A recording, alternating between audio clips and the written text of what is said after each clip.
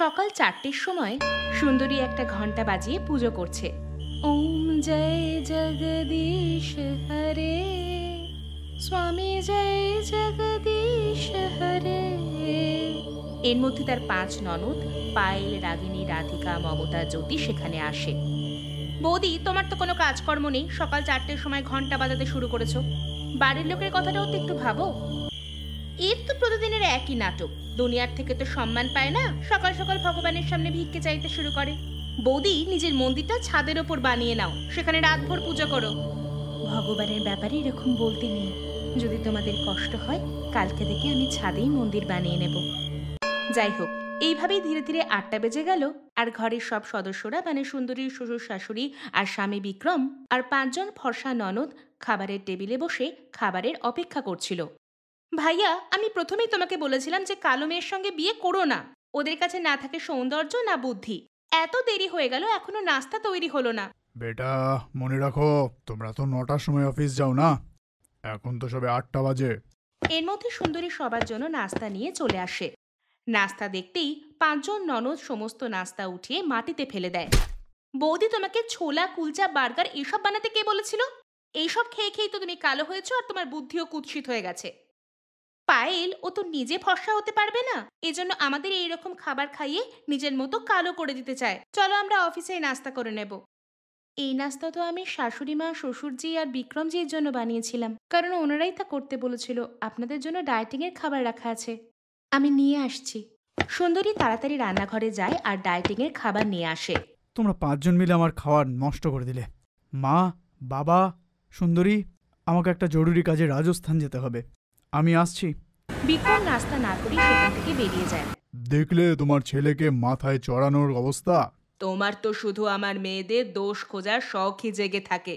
এই কেলটিটাকে তো বলতে হতো যে এই নাস্তাটা আমাদের, এতে আমার মেয়েদের কি দোষ? আমরা আজ কোনো মূল্যেই নাস্তা করব না। চলো আমরা বেরিয়ে যাই অফিসে। 5 জন ননদ অফিস যাওয়ার জন্য বেরিয়ে যায়। ব্যাস, পেয়েছো না মনের শান্তি?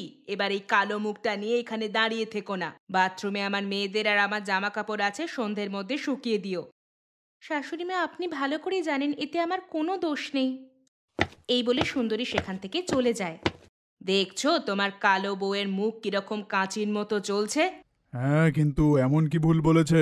তোমার সঙ্গে তো কথা বলাই বেকার। এই বলে তার শাশুড়ি সেখান থেকে চলে যায়। সেখানে অন্যদিকে পায়েল, মমতা আর জ্যোতি নিজের নিজের বয়ফ্রেন্ড রিকি, ভিকি আর আদিত্যর সঙ্গে রেস্টুরেন্টে ভালো নাস্তা করতে বসেছিল। আমাদের আজকে বাড়িতে নাস্তা করারই ছিল না, এই ব্যাপারটা সুযোগ নিয়ে আমরা সকাল সকাল আজ বৌদির দিনটা খারাপ করে দিয়েছি। আরে তোমরা তো সবাই এত গরিব, তোমাদের কালো বউ কি করে পছন্দ করলো? আমার তো কালো দেখলেই বমি পেয়ে যায়।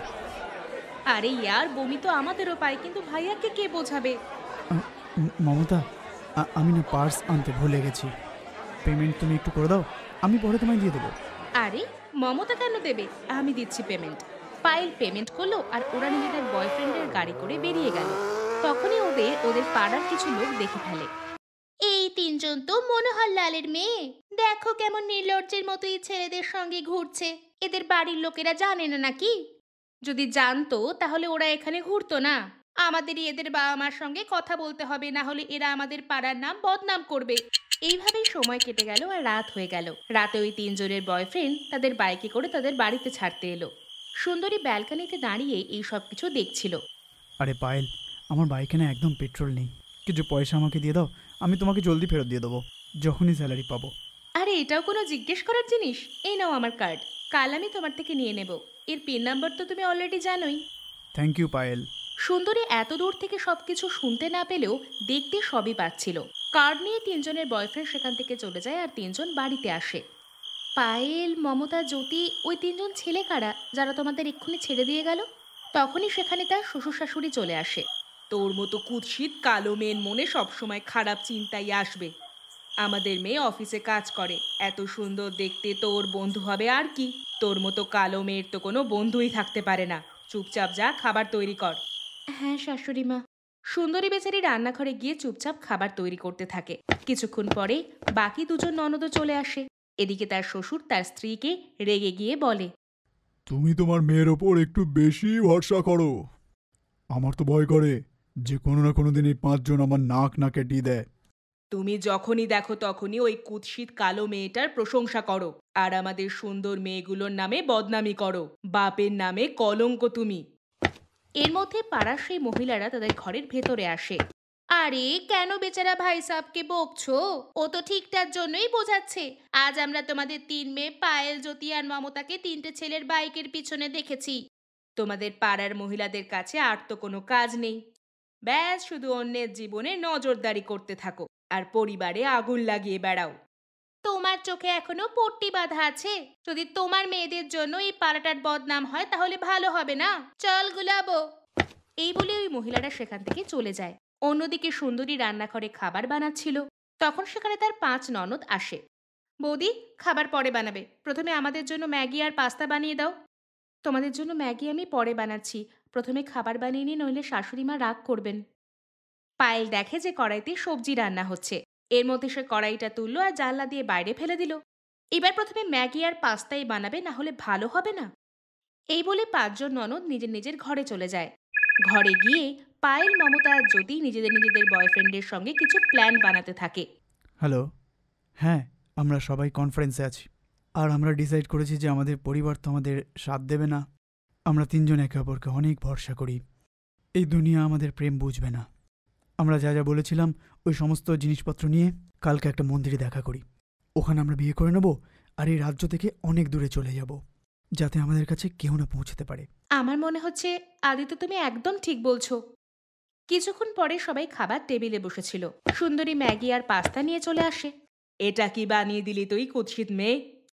শাশুড়ি মা এনারাই বললেন প্রথমে ম্যাগি আর পাস্তা বানিয়ে দিতে। 1 ঘন্টার বেশি হয়ে গেল, এর মধ্যে তো ম্যাগি, পাস্তা, খাবার সবই তৈরি হয়ে যেত। নাম সুন্দরী, ততটাই ভেতর থেকে কুৎসিত তুই। সুন্দরী বেচারি কাঁদতে কাঁদতে রান্নাঘরে গিয়ে আবার খাবার বানাচ্ছিল আর নিজের ভাগ্যকে দোষারোপ করতে থাকে। যাই হোক, পরের দিন সকাল 4টের সময় সুন্দরী ছাদে পুজো করছিল। পূজা করার সময় সে ছাদ থেকে দেখল যে তার 3 জন ননদ নিজের নিজের বয়ফ্রেন্ডের সঙ্গে বাইকে করে কোথায় যেন বেরিয়ে গেল। সুন্দরী দৌড়ে নিচে আসে আর তার শ্বশুর শাশুড়িকে জাগায়। শ্বশুরমশাই, শাশুড়ি মা, পায়েল, মমতা আর জ্যোতি এত সকালে ওই 3 জন ছেলের সঙ্গে বাইকে কোথায় বেরোলো? এখন তো সবে 4:30 বাজে। দেখলে তোমরা, আমাদের মেয়েগুলো ওই ছেলেটার সঙ্গে পালিয়ে গেছে। তুমি সব সময় তোমার মেয়েদের খারাপ বলতে থাকো। কোনো জরুরি কাজ হবে এই জন্য বেরিয়ে গেছে, আমি ফোন করছি। তার শাশুড়িমা ওই 3 জন মেয়েকে ফোন করে, কিন্তু ফোন লাগলোই না। এইভাবে ধীরে ধীরে 1 মাস কেটে যায়। ওদের কোনো খোঁজ খবর পাওয়া যায় না। শাশুড়িমার গয়নাও গায়েব হয়। তারপর একদিন সারা পাড়ার লোকেরা তাদের বাড়ির সামনে এসে তাদেরকে টিটকিরি মারতে থাকে। পালিয়ে গেল না তোদের 3টে মেয়ে? আর 2টো মেয়ে পড়ে আছে, ওদেরকেও পাঠিয়ে দে কোনো ছেলের সঙ্গে। তুই আজ পর্যন্ত না আমাদের কথা শুনেছিস, না নিজের বেচারি বৌমার। তার রং কালো হলেও তার মন খুব পরিষ্কার। তোর মেয়ের থেকে তো লাখ গুণে ভালো। আমারই চোখে পট্টি পড়া ছিল। আজ আমি বুঝতে পেরেছি যে আমার বৌমা কালো হলেও তার মন খুব ভালো। আমরা সবাই মিলে ওর ওপর এত জুলুম করেছি, কিন্তু আজ পর্যন্ত রেগে গিয়ে নিজের বাপের বাড়িও যায়নি। এখন আফসোস করে আর কি বা হবে? একেও তাড়াতাড়ি বিয়ে করিয়ে দাও, না হলে এও কারোর সাথে পালিয়ে যাবে। ওনারা দুজন ওনাদের বাকি 2 জন মেয়ের বিয়ে দেওয়ার অনেক চেষ্টা করলেও কোনো ছেলেই তাদেরকে বিয়ে করতে রাজি হয় না, কারণ এই কথাটা সারা পাড়ায় ছড়িয়ে গিয়েছিল।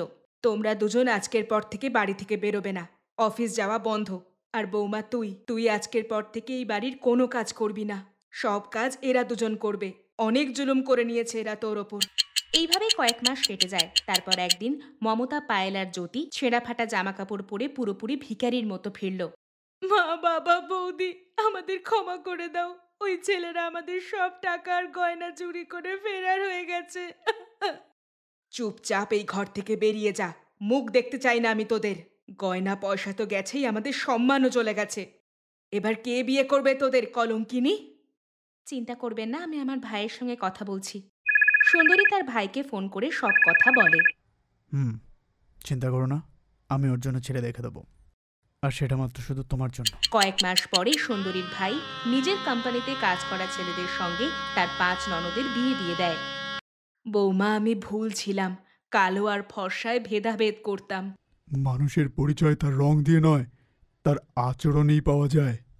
ওই দিনের পর সবার নজরে সুন্দরীর সম্মান বেড়ে যায় আর সবাই খুশি খুশি থাকতে লাগে। এসব কি হয়ে গেল? যদিও এই বিদেশি পরী আমাদের বাচ্চাদের পেয়ে যায় তো অমর হয়ে যাবে আর আমাদের বাচ্চাদের শেষ করে দেবে। আমাদের কিছু না কিছু করতেই হবে। তখনই হঠাৎ করে তৃতীয় চমকানো পরীর নজর নিজের এক গ্রামে গেল, যেখানে এক কৃষকের বাড়ি ছিল। ওয়ে, তোমরা কোনো চিন্তা করো না, সব বাচ্চাদের আমরা ওই বাড়িতে ছেড়ে দিয়ে আসি। মানুষের কাছে মমতা থাকে, ওরা আমাদের বাচ্চাদের সুরক্ষিত রাখবে। তিনজন পরী আকাশ থেকে নেমে এসে ওই কৃষকের বাড়ির সামনে এলো আর নিজের বাচ্চাদের ঘরের সামনে রেখে আবার আকাশে উড়ে যায়। ওই ঘরের ভেতরে এক মহিলা ঝাড়ু দিচ্ছিল, যিনি হঠাৎ করে বাচ্চাদের কান্নার আওয়াজ পায়। বাচ্চাদের কান্নার আওয়াজ কোথা থেকে আসছে? আরে এটা আমার মনের ভ্রম হবে। কয়েক বছর ধরে বাচ্চা চাওয়ার জন্য আমি বাচ্চারই আওয়াজ শুনতে পাচ্ছি। আমি পাগলই না হয়ে যাই। কিন্তু বাচ্চাদের কান্নার আওয়াজ আসা বন্ধ হলো না। তখন ওই মহিলার সন্দেহ হলো, আমার মনের ভুল তো এতক্ষণ চলতে পারে না, মনে হয় সত্যি বাচ্চাদের কান্নার আওয়াজ আসছে। বাইরে গিয়ে দেখি। ওই মহিলা বাড়ির বাইরে এলো তো দেখলো তিনটে ছোট ছোট বাচ্চা বাড়ির বাইরে পড়েছিল। এই বাচ্চাদের কে ছেড়ে চলে গেল আমার বাড়ির সামনে? ওই মহিলা তিনজন বাচ্চাকে কোলে তুলে ঘরের ভেতরে চলে যায়। কিছুক্ষণ পর তার স্বামী এলো। আরে মহিমা, এই তিনটে বাচ্চা তুমি কোথা থেকে চুরি করে আনলে? আমি তোমার মন ছাড়া এখনো কিচ্ছু চুরি করিনি। আমাদের বিয়ের এত বছর হয়ে গেল, কিন্তু ভগবান আমাদের একটাও সন্তান দেয়নি। আর যখন দিল একসাথে তিনটে দিল। জানি না কে আমাদের বাড়ির বাইরে রেখে কোনো গেছে। ব্যাপার না মহিমা, বাচ্চা তো ভগবানেরই একটা রূপ। যার বাচ্চা সে তো কোনো না কোনো দিন তো নিতে আসবেই। ততদিন আমরা একে পালন করি। এই তিনজনের চুল দেখো, প্রত্যেকের আলাদা। একজনের চুল সোনার মতো চকমক করছে, আর একজনের চাঁদের মতো, আর তৃতীয় জনের হীরের মতো চমকাচ্ছে। এবার ওই দুজন স্বামী স্ত্রী তিনজন বাচ্চার প্রতিপালন করতে থাকে। আর অন্যদিকে বিদেশি পরী নিজের মহলে একেবারে রেগে গিয়েছিল। তিনজন ভারতীয় পরী আমার সমস্ত কাজের ওপর জল ঢেলে দিল। একবার যদি আমি ওই তিনটে বাচ্চা পেয়ে যাই, then I will be the greatest পরী ইন দ্য ইউনিভার্স। আমি সারা জীবনের মতো অমর হয়ে যাব। আর অন্যদিকে ওই তিনজন পরী নিজেদের মধ্যে কথা বলছিল। আমার তো খুব ভয় লাগছে, যদি কোনোভাবে ওই বিদেশি পরী বাচ্চাদের কাছে চলে যায় তাহলে সৃষ্টির বিনাশ হয়ে যাবে। তোর চিন্তা করার কোনো দরকার নেই। ওই সব তো ঠিক আছে, কিন্তু যখন আমরা আমাদের বাচ্চাদের সঙ্গে দেখা করতে যাব, তখন আমাদের পিছনে পিছনে গিয়ে যদি আমাদের বাচ্চাদের দেখে নেয়। আরে তোর চিন্তা করার কোনো দরকার নেই, আমরা আমাদের বাচ্চাদের কাছে যাবই না। কিন্তু একটা ব্যাপার, যদি আমাদের বাচ্চারা একটা করে ঘুষি মেরে দেয়, তাহলে ওই বিদেশি পরী সব সময়ের জন্য গায়েব হয়ে যাবে। কিন্তু আমাদের বাচ্চারা এতই ছোট যে আমরা এই উপায়টা বলবো কি করে? এইভাবে 10 বছর কেটে যায়, কিন্তু এই বাচ্চাদের কাছে না তিনটে পরী আসে, না আসে বিদেশি পরী। বিদেশি পরী নিজের মহলে অনেক রাগ করছিল। আমি পুরো পৃথিবীর চক্কর লাগিয়ে নিলাম, কিন্তু ওই তিনটে বাচ্চা আমি পেলামই না। আসলে ওরা গেল কোথায়? আর অন্যদিকে ওই তিনজন বাচ্চা 10 বছরের হয়ে যায়। তিনজনের চুল লম্বা আর ঘন হয়ে যায়। তিনজন বাইরে খেলা করছিল, তখন গ্রামের প্রধান তাদের কাছে আসে। আরে বাচ্চারা, তোমাদের বাবা কোথায়? আরে প্রধান কাকা, আপনি? বাবা তো একটা কাজে একটু বাইরে গেছে। ঠিক আছে, যখনই তোমাদের বাবা আসবে বলে দিও প্রধান কাকার বাড়িতে যেন যায়। ঠিক আছে কাকা, আমি বলে দেবো। তখন হঠাৎ করে প্রধানের নজর জমির ওপর গেল, যেখানে ওই তিনজন বাচ্চার চুল ঝরে পড়েছিল। একটা চুল সোনার মতো, একটা রূপোর মতো, আর একটা হীরের মতো চমকাচ্ছিল। প্রধান চুপি চুপি তিনজনের চুল তুলল আর নিজের ঘরে চলে গেল। আরে বউ, এই তিনজনের চুল দেখো, কিছু আলাদা লাগছে না? এটা আপনি কোথায় পেলেন? এর মধ্যে এই চুলটা তো আমার সোনার লাগছে, আর এটা রূপোর। আরে আরেকটা চুল যেটা চমকাচ্ছে সেটা তো আমার ডায়মন্ডের লাগছে। হ্যাঁ, এটা তুমি কি বলছো বলো তো? যদি তোমার আমার কথার উপর ভরসা না হয় তো যাও, এটা স্বর্ণকারের কাছে নিয়ে যাও, সে তোমাকে সবটা সত্যি বলে দেবে। প্রধান তিনজনের চুল নিয়ে গ্রামের একটা জহুরির কাছে চলে যায়। সে ওই তিনটে চুল জহুরিকে দেখায়, যা দেখে জহুরি অবাক হয়ে যায়। আরে ভাই, তোমার চোখটা এত বড় কেন হয়ে গেল? অদ্ভুত কিছু দেখতে পেলে নাকি? এই যে এই চুলটা দেখছেন, এটা একদম খাঁটি সোনার। এরকম খাঁটি সোনা আমি আমার জীবনে দেখিনি। আর দ্বিতীয়টা শুদ্ধ চাঁদনির। আর সবশেষে এই তৃতীয় চুল যেটা চমকাচ্ছে না, এটা একদম খাঁটি হীরের। কি হলো প্রধানজি, এইসব শুনে আপনার চোখ তাহলে কি দাঁড়িয়ে গেল? এর মানে আমার স্ত্রী ঠিকই বলছিল। জহরি, এই তিনটে চুল মিলিয়ে আপনি আমাকে কত টাকা দিতে পারবেন? পয়সা তো আমি আপনাকে অবশ্যই দেব, এত খাঁটি জিনিস আমি আর কোথাও পাবো না। কিন্তু একটা কথা বলুন, এই চুল আপনি কোথায় পেলেন? আরে জহরি বাবু, আমি এটার ব্যাপারে আপনাকে কেন বলতে যাব? আপনি একটা ব্যবসায়ী মানুষ, আর আপনাকে আমি বলতে যাব কেন? কারণ এটা নিয়েই তো আপনার ব্যবসা। যদি আপনার পয়সা দিতে হয় তাহলে আমাকে দিয়ে দিন, আর না হলে আমি একটু শহরের দিকে গিয়ে এটা বিক্রি করে দেবো। আরে না না প্রধানজি, আপনি তো ব্যস্ত হয়ে গেছেন। এই 3টে মিলিয়ে আমি আপনাকে 5 লাখ টাকা দিতে পারবো। এই শুনে তো প্রধানের পায়ের তলা থেকে জমি সরে যায়। মাত্র 3টে চুল দিয়ে সে এত পয়সা পেয়ে যায়। প্রধান টাকা নিয়ে সোজা বাড়ি চলে আসে আর নিজের স্ত্রীকে দিয়ে বলে, আরে ভাগ্যবান, তুমি তো একদম ঠিক বলেছিলে। শুধু 3টে চুল দিয়ে আমরা মালামাল হয়ে গেছি।